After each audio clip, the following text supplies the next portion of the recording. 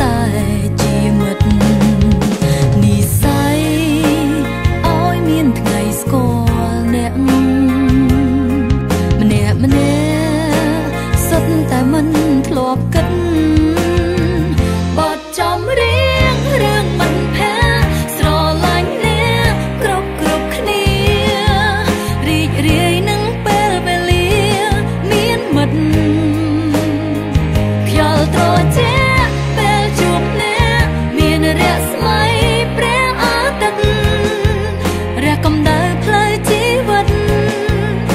គឺជាកម្លាំងចិត្តពីមិត្តភក្តិ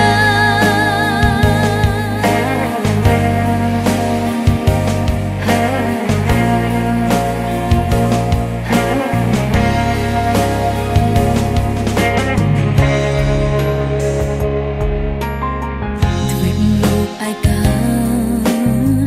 ព្រោះថាគ្មានមិត្តភក្តិតែពេលមានអ្នក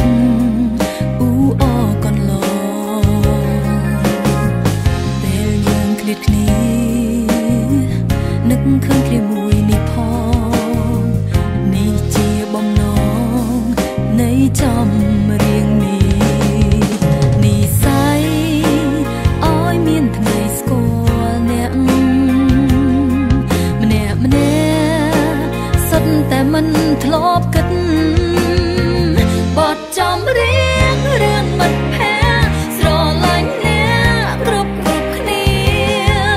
រីករាយនឹងពេលវេលាមានមិត្តខ្យល់ត្រជាពេលជួបអ្នកមានរស្មីព្រះអាទិត្យរះកម្ដៅផ្លូវជីវិតនេះគឺជា